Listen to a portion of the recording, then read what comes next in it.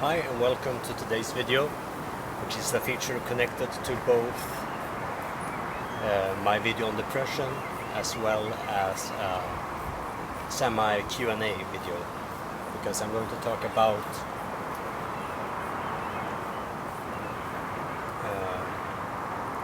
how I got my diagnosis as aspergers and borderline, as well as some information about this location, and also how I cope with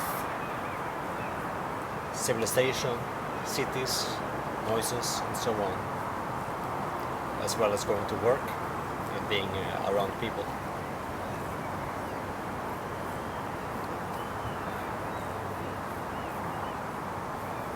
This definitely helps, but it's not a good crutch to have. Because this medication, it can have some short-term benefits, but the only long-term benefit you'll ever have with this kind of heightened awareness or disability is to actually learn how to deal with it on your own terms and build up resistance. And for many years my biggest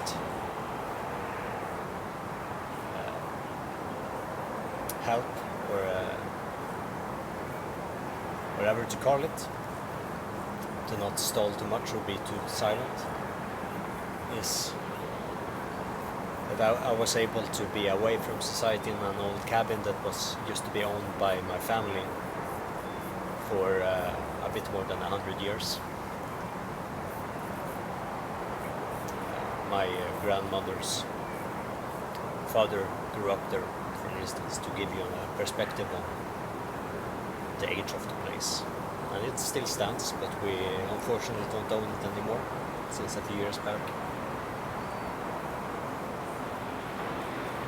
And that area has been an inspiration for me, and a very big factor into helping me to reflect on many things in life and to find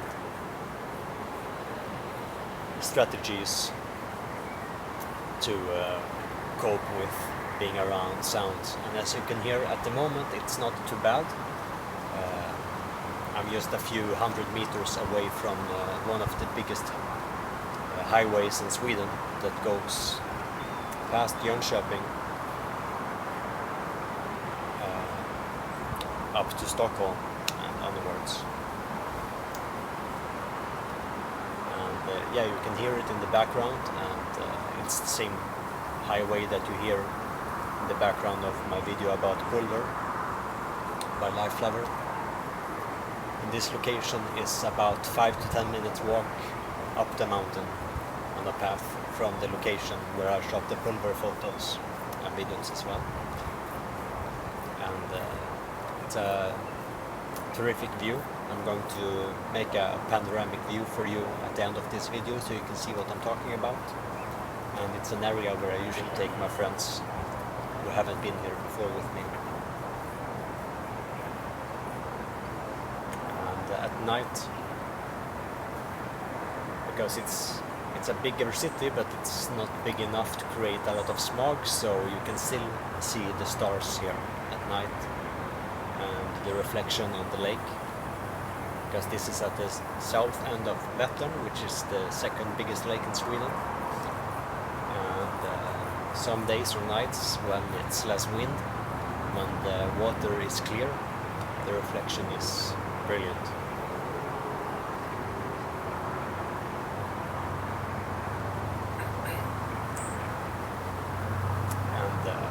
I've always struggled with sounds from the city and from people.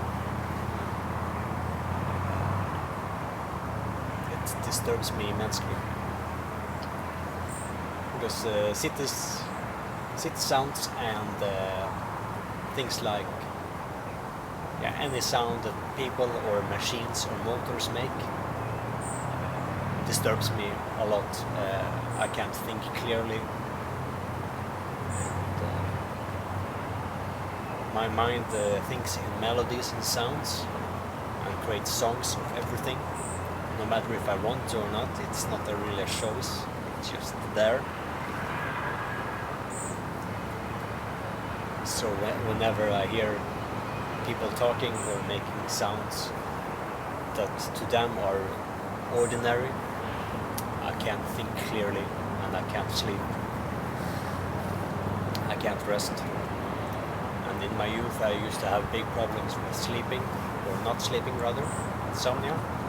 I used to be awake between 48 to 54, 55 hours straight, and then maybe sleep for between 4 and 8 hours, sometimes a bit more, but usually not. And that used to be my life for maybe 3 or 4 years without any break. And that's how I was able to be so active with composing and releasing music and running an underground distribution label. Because I used to have a setup of 3 or 4 stereos with double deck tape recorders, copying tapes all day, all night, replying to emails and interviews, managing orders, while I would do that during the night, while I would have 1 or 2 or 3 part-time jobs during the day, because I don't have any degree or diploma. I stopped school when I was 16, so that has over the years created the limits in what I can do in society, but it gave me very important lessons in life that I would never have achieved or reached otherwise, so I wouldn't have it any other way.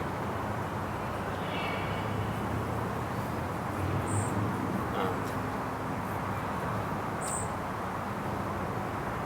it's during those years that I learned how to cope with being around people and handling big amounts of stress, because one of my first jobs in the restaurant industry was after a summer working at a very busy restaurant in Gränna, which is about 30 kilometers or so away from here. It's a seasonal place. Like in the summer it has a lot of tourism because they make a special peppermint candy that is pretty famous. And of course the nature around there is very, very beautiful. And after that I started working at a big event restaurant which has fairs and events and banquets for several thousand people. And of course, as a beginning of that kind of industry, you're not working in the kitchen unless you're an apprentice of some sort. Unfortunately, that's a system that's been disappearing in that kind of industry, so I was of course dishwasher, working 12 to 14 to 16 hour shifts, and I don't mind that at all. I can handle that perfectly fine, and the noise from those machines becomes music after a while. So more about that in a minute. So as I was saying, sounds that are a bit intentional or that I have control over, that can be fine with me.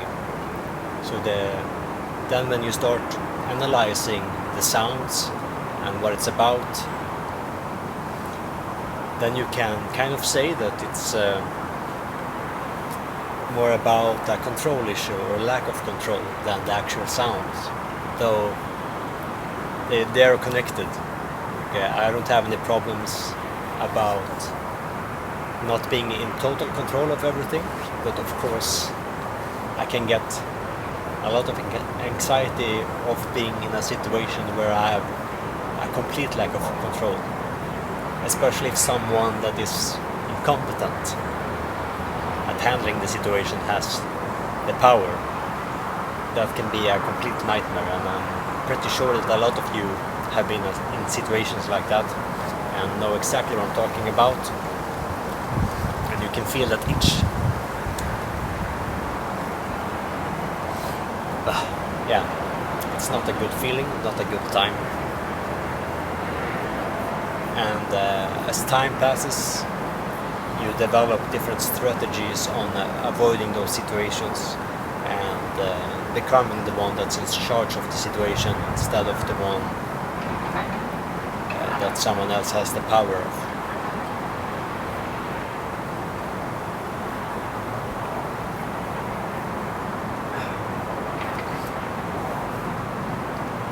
And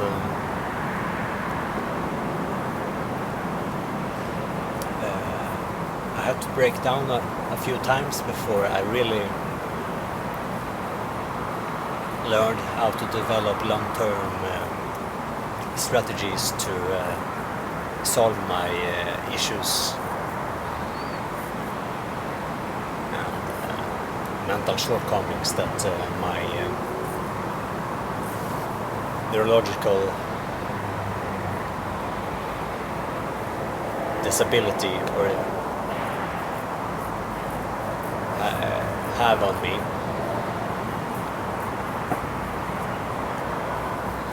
Because in the beginning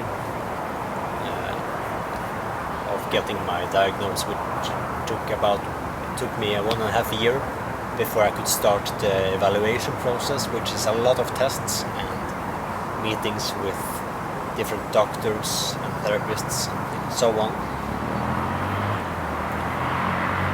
which can take between months, like it did for me, up to a year. But I requested them to do it in longer meetings, but lesser of them instead of many shorter meetings, because to some people it can be too intense, so they need shorter meetings of like 30 minutes more frequently, while for me getting to the meetings was the harder part. So I had like 1.5 hour meetings with them instead for a couple of times. Yes, after waiting for that 16 to 18 months or so, it's been over 10 years, so I can't remember exactly how long I waited because I was busy with life, love and hypothermia back then.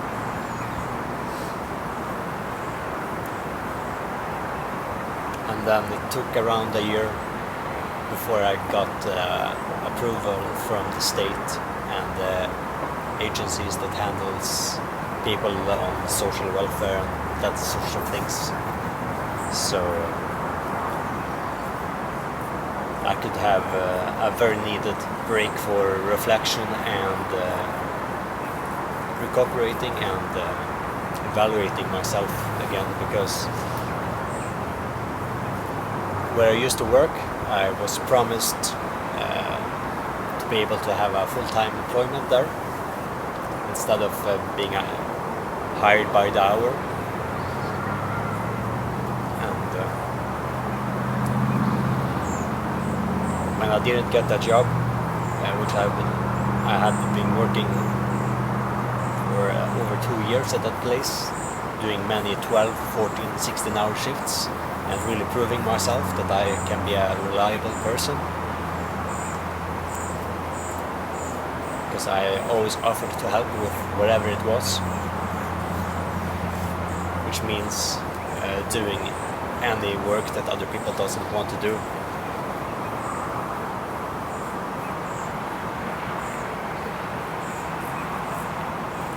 Simply trying to be the kind of person that it's noticeable when you're not there. But that didn't help, and that led me to walking away from that place and focusing on hypothermia and life lever instead, and not working there anymore. So I had over a year of no income, which was very hard. Back then I didn't have any house or apartment, not a lot of bills. I could get by on selling records from my bands through my label and distribution,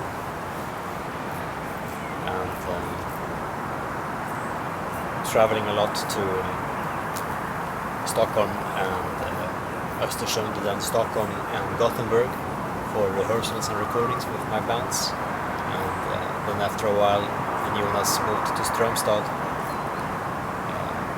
after recording Erotik and in the early stages of recording Konkurs, Klärflower. I was efficient enough with my label that I didn't really have to have a real job or career. And of course, with hindsight, I should have started some kind of education or learning some kind of extra skill to have a better chance in the workplace, because today, 15 to 16 years later, I still don't have any education, and it's been a big issue with finding work. So I'm used to living on little or less, and I've had many years of couch surfing or being technically homeless, where as I prefer to call it, a vagabond life, just traveling around the world doing what I do. Because to me, the majority of my time is spent away from home. So a house or apartment is nothing more than a glorified storage unit, really. And it's rare for me to feel at home somewhere.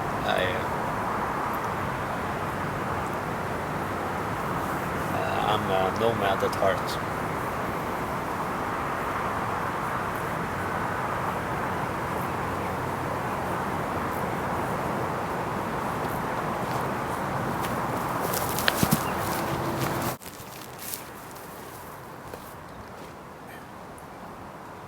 So one of the most important lessons that I learned during those years was, like I mentioned previously, is that sometimes being able to be away from what is hard for you to cope with, like for example all the sounds here from the highway and so on. My way of learning how to cope with that, which I still struggle with 2 decades later, is to be away from it, to reflect, and trying to find new ways to improve your mental awareness and see a long-term goal and ways to reach that, like I'm mentioning previously in my videos as well. That if your long-term goal is so far away that you can't imagine ever reaching it, and that itself can create a lot of anxiety, because you feel like you're not really improving, and it can create a lot of self-contempt and disgust and self-hatred, and those things are important to think about, but they shouldn't be what defines you, because that can create some really negative, destructive loops that are really, really easy to get stuck into. And I've had my share of those as well. Even the last 2 months, I've been in one of them for around 2-3 weeks or so. And I'm still recovering from that a month later, because I wasn't able to handle my emails or social media at all. I couldn't even talk to my friends or my girlfriend. I had a hard time even talking to my parents,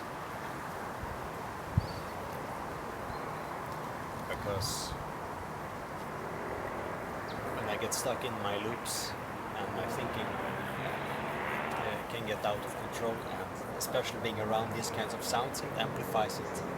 I sleep worse, maybe 3 hours a night, sometimes less. and then working for 12 hours after that, and being in a bus 1 hour to get to work, and then another hour to get back from work, which means 14 hours around people in stress. It creates a lot of time to, unfortunately, being too focused on your anxiety instead of the opposite of it.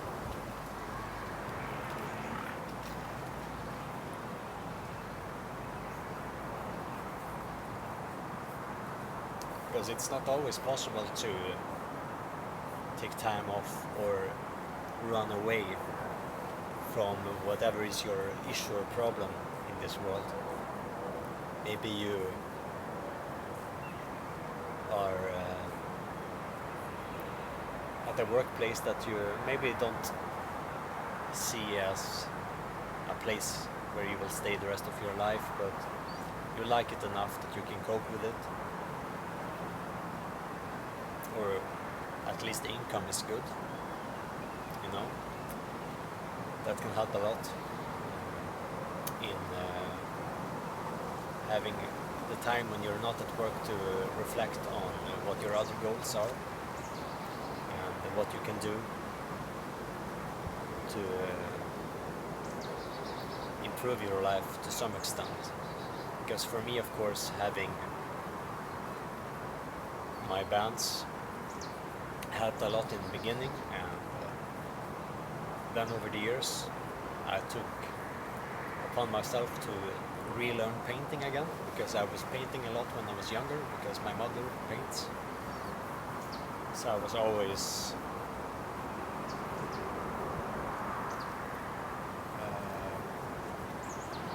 in a kind of environment where I was encouraged to be creative,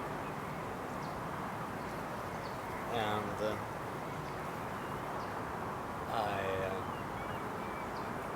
I'm very critical against my own work,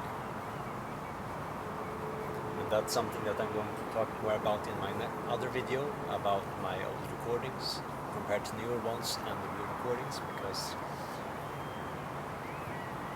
using some lo-fi equipment instead of saving up to a more hi-fi quality recording or going to a bigger, better studio which has all the equipment that I can't ever afford, is a way to kind of let go of that self-critical aspect of the creative process and just surrendering to your environment and what you have at the moment, because that can be really liberating, and that can be transferred to the mental realm as well, to handle your depression and anxiety and so on. Because many people, even if they're not depressed or living with some diagnosis like I do or some of you do, that can be your strength, that it's like a superpower, because you are more sensitive to many things, and you learn how to cope with that and overcome it. You can deal with a completely different level of stress and anxiety than most other people can do, and you should never underestimate that. Just sit back for a moment and actually reflect on that. What the incredible skill that you have developed over the years, or that you are in the process and progress of developing.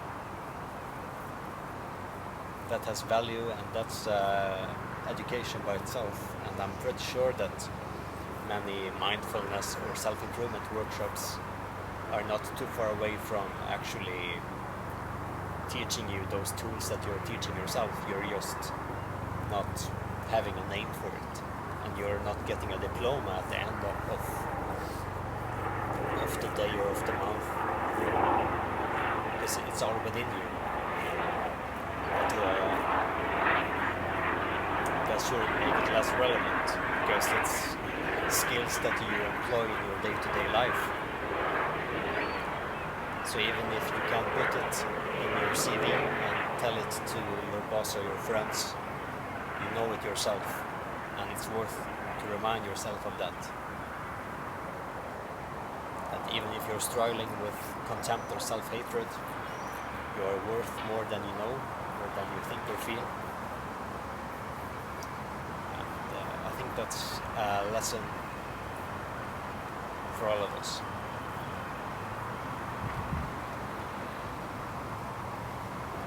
And I think that's what I can say for this video. I'll say try to reflect more on these topics until the next one, to minimize the amount of thinking, reflection and quiet time in the video to be a bit more efficient.